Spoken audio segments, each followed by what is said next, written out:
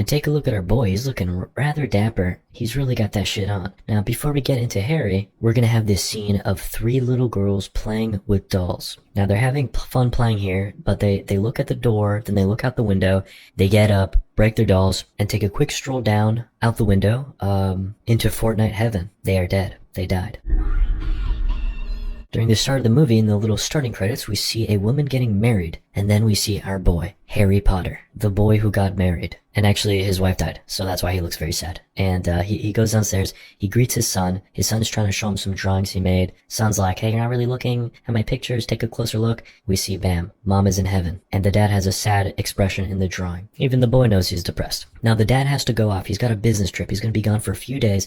Nanny's going to be taking care of the boy. So Harry goes over to his boss, where we learn that Harry, in fact, in this universe, is a lawyer, which is many times less cool than being a magician. Apparently, his performance at the law firm has not been good, most likely due to the death of his wife. I mean, we've all been there. It's hard to get work done when your wife dies. Now, his task is to sell a house from this woman named Mrs. Drablow. She's a widow, and her son died. And apparently there's a lot of paperwork that needs to get done. Now, based on the conversation, it looks like this is Harry's last shot, or he's gonna get fired.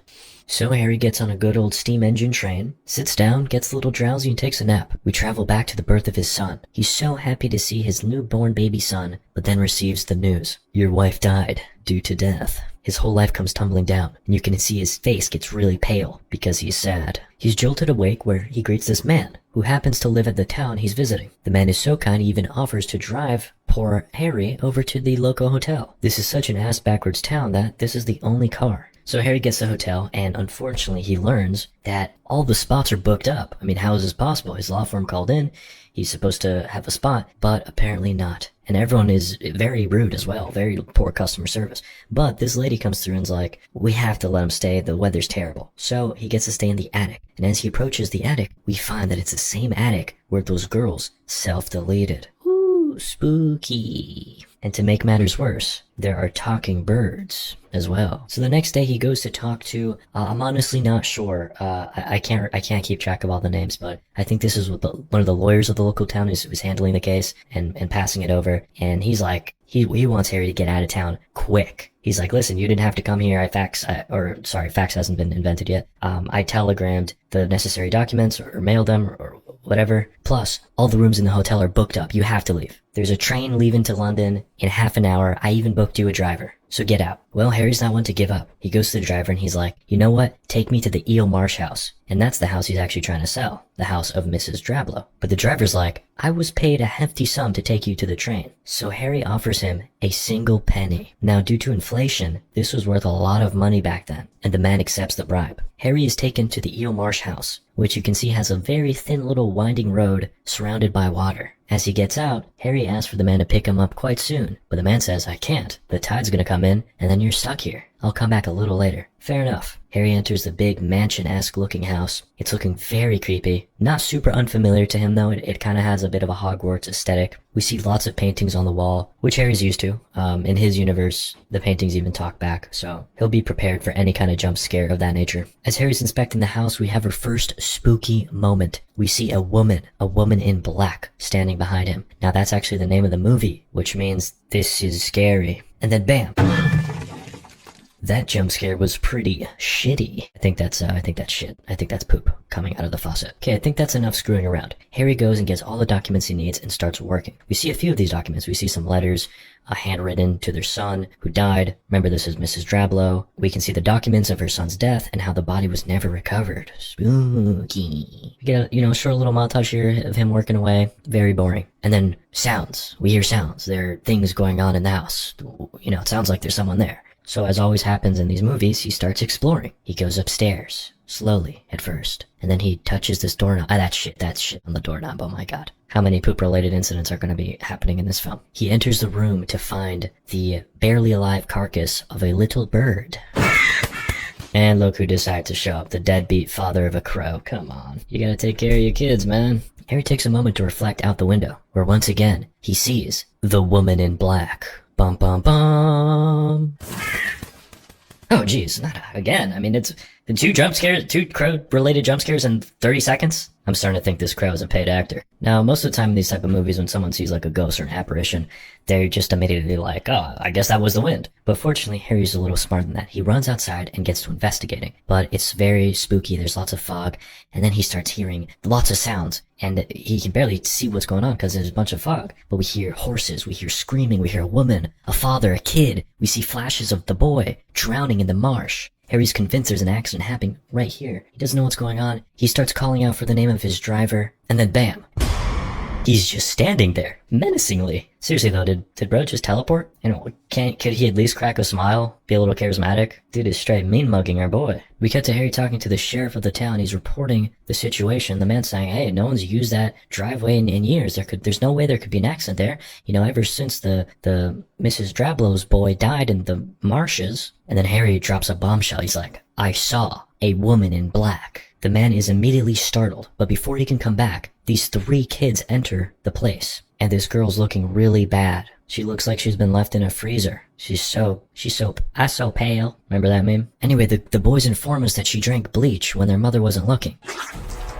Harry holds her dearly and calls out for help, but it's too late. We cut to scenes of the family discovering the news. Everyone's really sad, and they're kind of looking at Harry almost as if he's responsible. Harry heads back to the hotel. As he makes his way up the attic, he hears the sounds of a woman crying, but it was just the bird, I think. I mean, this lady shows up, she's holding a tissue, but they imply that it's the bird. I honestly can't tell. They chat a little bit over some drinks, and let me remind you, this is the nice lady that let him stay in the hotel in the attic. And she tells him, she pleads with him to go back home. Go be with your son. Love him. And Harry says, I'm here because of my son. I am going to lose my job. You think these Harry Potter royalties last forever? I'm on my last dime. Immediately after, we cut to Harry frolicking through a field. Now, through the magic of convenience, he runs into this guy, who was the guy who gave him a ride earlier, and he's here mourning the loss of his son. What a peculiar coincidence, because Mrs. Drablow, the woman who lived in the Eel Marsh house, these names are very confusing by the way, her son died, that's the one who drowned. I'm starting to think there's a connection here. Anyway, they get to chatting, and Harry is going to go live with them permanently, forever. Just kidding. The hotel is out of spots, if you recall, and he only had that one night in the attic. So the man invites Harry over and warns him very carefully not to mention children around his wife because she is tweaking about the subject. So he pulls up, meets the lady, and immediately she's batshit crazy. She's like, oh, let me show you my sons, and pulls out 2 dogs. And these dogs are eating good, and they're sitting good. They are very pampered, and they got that shit on too. So while she's feeding this dog, she starts asking Harry about, does he have kids? He shares that he has a son. And the husband, let me check his name. Sam. Sam is looking shook. He wants her to stop yapping about the subject and move on. But she keeps talking. She's like, yeah, her son, Nicholas, he died, as you know, and he was also a painter. He loved to paint. In fact, he wants to paint you a picture. And then her eyes go real wide. She starts freaking out. She's stabbing the table. She's drawing. It's not an efficient medium for art, but she's making it work. Sam immediately, without a moment's hesitation, whips out the chloroform. Everyone has handy chloroform at the go, ready to go. And bam, she's out. Crisis averted. We cut to the 2 men talking about, the losses they've both suffered. We know that Harry lost his wife, Sam lost his son, and how, lots of people talk about the spiritual stuff, but it's probably not real. At least that's Sam's take. Sam thinks when you die, you go up to heaven, you don't stay around to haunt people. Harry's not quite sure. He still feels like his wife's out there and he's not done searching. And Sam warns him not to fall into this superstitious nonsense. The convo concludes, and we cut to Harry in his room, his new room. In fact, I think this was Nicholas's room. A little bit creepy. We can see a picture of him, a self-portrait. You can see that Nicholas, before passing away, was an enjoyer of mewing. He's looking very chatted up in this drawing. And peculiar painting to the left. Look at that. A woman in black and 2 kids walking into the water. I don't know about you guys, but I think this is a clue. Anyway, Harry starts wandering the house. He sees the crazy lady. What the dog doing? Then he goes downstairs and sees the drawing that was left for him. It seems to be someone hanging. The next day, Sam is driving Harry around. Harry's trying to go see Jerome. Turns out Jerome is the guy from earlier who was trying to get Harry to ditch town really quick. Looks like my intuition was right. He's like a local lawyer, and Harry wants his help to finish up the documentation. But really, it's just an excuse for Harry to go to his house, uncover this underground lair. I don't know what this is doing here. Some kind of questionable dungeon. Harry peeks through the peephole and sees a child. And this girl's like, leave me alone. You killed the girl. You killed the other girl. The one that drank bleach. So Harry and Sam run out. Harry's like, what is she talking about? I didn't kill her. And Sam's like, oh, the town is just superstitious. A bunch of nonsense. So as they're trying to drive off, all the men in the town block off the road. And when I say all the men of the town, I mean like all 10 of them, because no one lives in this ghost-ass town. They correctly note that as soon as Harry came into town, that girl died. And Sam's like, it's nonsense, it's not real. And they're like, yeah, well, your kid died too. And Sam damn near starts throwing hands, but decides to just tell them, okay guys, I'm gonna take Harry to the station, we're gonna get him out of town. He starts backing up the car, the men temporarily are relieved, and then vroom, Sam goes for attempted multi-vehicular manslaughter and almost kills the entire town population. Fortunately, they all dodge out of the way, and Sam takes Harry back to the old house. And Harry's like, I appreciate you being on my side, but, I did see someone. I actually did see a woman in the house. Like, they weren't making that up. Oh yeah, I forgot to mention that the men of the town are aware that Harry saw a woman because Harry told the constable right before that girl died. So they're like, oh, we know you saw that woman and then the girl died. Back to the spooky house, Harry is left with a gift, which is Sam's dog, just to keep him company, as Harry has decided he's going to stay throughout the night to finish all the work. So inside the house, first things first, Harry tries to enter this room, but it's locked. He's trying every key, nothing's working. Then he finds his chest full of papers, but there's nothing really here that he can find yet, nothing of use, when suddenly a hand appears on the door and runs away. Harry makes chase, but upon further inspecting the area, there's no one there. So he goes downstairs to do more investigating and finds this device, which is what people used to use before TikTok. You see, you spin it up, you get a little animation, and then sometimes you get the eye of a ghost suddenly appearing through the slits of the device. And that's why they don't make these anymore. Some time passes by and Harry has found some things of note to look at. Very creepy images, weird, insults and crazy words written on these pictures. I did take a moment to read them though. There's nothing really noteworthy to the plot just yet. Then the dog starts barking, as if there's something outside. So naturally, Harry goes outside and is led over to the tombstones of the people of the house. We see Mrs. Drablow, and then, very peculiarly, we see Jeanette Hustfrier, her sister. Whoa, that's a new plot detail. We did not know that, so that's probably important. On his way back to the house, Harry looks up and sees, oh my goodness, it's the woman in black. Harry's first thought is, wow, huge fan, so I'm gonna go run up to that room and get her autograph. Just kidding, I don't know what he's thinking though. At this point, this is where I leave the movie and abandon my son, because I will be fired from my job and can no longer support him. But he gets up there, he looks out the window, and then bam, she's right there with him, comforting him. They share a little moment through the window, sort of. Immediately after, Harry luckily looks beneath him, opens his thing, and finds exactly the information we need to progress the plotline. These are birthday letters sent by, guess who? The sister, Jeanette. We learn that Jeanette was deemed mentally unwell by her sister, who had ordered the doctors to come and say she's unwell, and they took her son, they took her child. So Alice's son was not Alice's son, it was Jeanette's son. And then of course, the poor boy Nathaniel dies. And Jeanette writes back, the blood's on your hands, look what you've done. I'm very upset about this. And then we learn tragically how Jeanette died. Self-murder.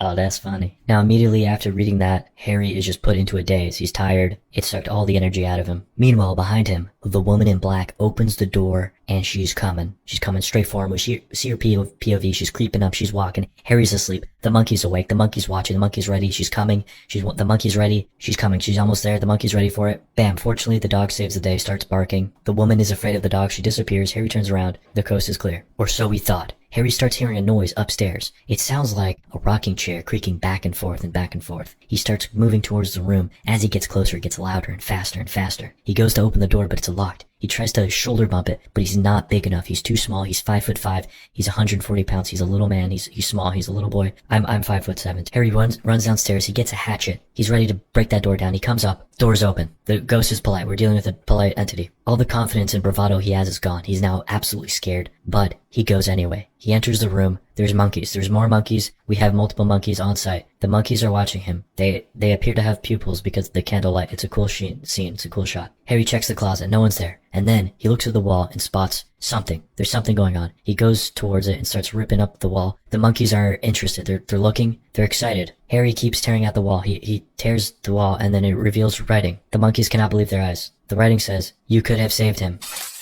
The monkeys are delighted at this information. Now suddenly Harry can hear screeches coming from somewhere. He tracks down the sound. It's coming from outside. He looks out. It's raining. He sees the grave of the boy, I guess. A figure emerges from the mud and stands there and then walks Over. Creepily, Harry clutches the hatchet in his hand as he makes his way downstairs. The doorknob is rattling, menacingly. The dog is barking and Harry's calling out, "Who's there?" The rattling stops. Harry opens the door and ventures outside to see ghost children. Many of them. It's all the kids from the town who have died throughout the years. Harry's terrified. He runs back inside and then looks down and sees footprints, wet footprints leading upstairs. He follows them. He enters the room. Oh my god, it's the woman. He watches as she commits self-murder. Then Harry lights a match and then there's a mud boy, most likely her son, who drowned in the marsh. Harry's running through the gauntlet now of every jump scare this movie has to offer. He finds himself back downstairs and opens a door, and it's Sam. Finally, some relief. Harry's telling Sam all about the visions he saw and how, it's real.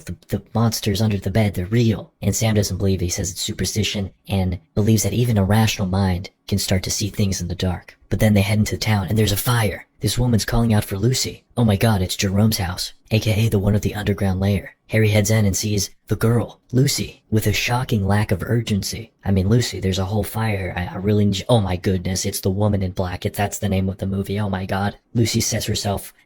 Lucy commits self-murder. That's the correct term. Harry is unable to save her and runs out. The whole town is looking at him. He knows deep down he's responsible. Fast forward a bit and Harry runs into Sam's wife. She reveals that he was frolicking along the beaches with another boy. No, did he? When the woman in black appeared and told them to go drown themselves. Suddenly the woman looks at Harry with an aghast expression. "You've seen her, haven't you?" Harry reveals that yes, he has seen the woman in black. Then suddenly, Sam's wife is possessed by the spirit of her son, and the son explains that, she makes them do these things, and they can't control it, and since they took her son, she must take all the other children of the town. Then the possessed woman/boy starts to draw again. Oh gosh, Sam's here. He's about to interrupt the drawing process again, but Harry halts him just long enough for her to finish. Oh my god, it's absolutely an indecipherable mess. But somehow Harry is able to make it out and just says, Joseph, which is the name of his son. Oh, that's right. His son's coming into town to visit him. A detail I forgot to mention. But it's okay because it was mentioned like once. It's not a big deal. But yeah, the son's coming. Harry and Sam drive back to the house and they're arguing along the way. Harry's mad that Sam didn't warn him, but Sam just simply didn't believe. Harry says, "You just didn't want to believe. You knew it was true." Sam admits that is the case. He'd rather believe that his son is in heaven instead of down here being haunted by spooky ghosts. Harry's like, "Listen, my son's still alive. He's coming. We gotta put a rest to this. We need to return the boy to his rightful mother." Sam reminds him that the body was never recovered, but Harry has an idea. Back then, they didn't have what they have now. A car.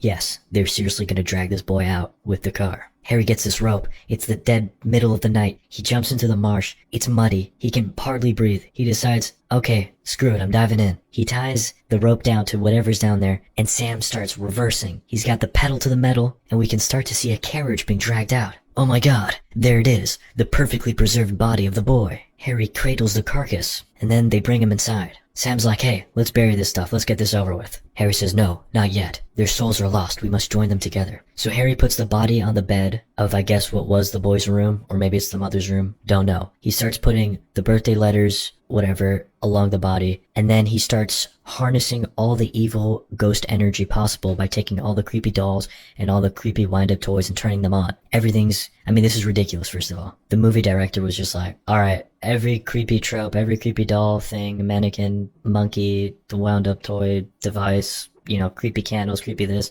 is all just jam-packed in this room. Meanwhile, Sam sees his boy, Nicholas. He chases after him, but then I'm having a stroke, I'm sorry. He chases after Nicholas, he gets locked in the room, and then bam, there's this creepy ghost lady out the window and he's stuck. Meanwhile, Harry's in the room, he's waiting for the ghost to appear. The chair starts rocking, that's a good sign. And then, oh my god, one by one, the lights start going out in the hallway until it's completely dark. There she is, the ghost we've all been waiting for. Now you think she'd be happy, but in fact she's got no chill. She just starts screaming, flies right through Harry, and I guess that's her way of saying thank you. I really appreciate this deed that you did for me, Harry. I'm forever grateful.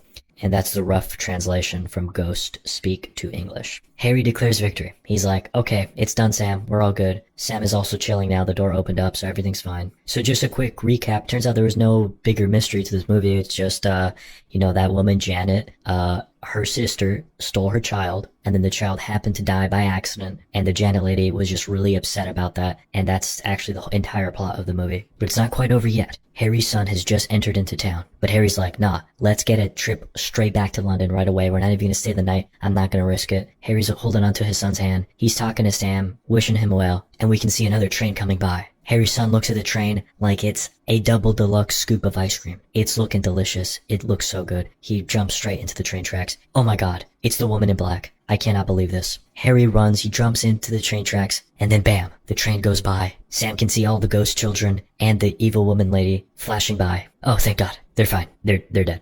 I lied. They're dead. They died. They are now in ghost form. But look, Harry's wife is there. They join hands and walk towards heaven. So I guess, technically, I suppose it's a happy ending. And then the woman in black gives us one last look at the camera. She, I have to say, extremely ungrateful. Or maybe not, because she did reunite them. They are going to heaven. Maybe she's good. I'm not sure.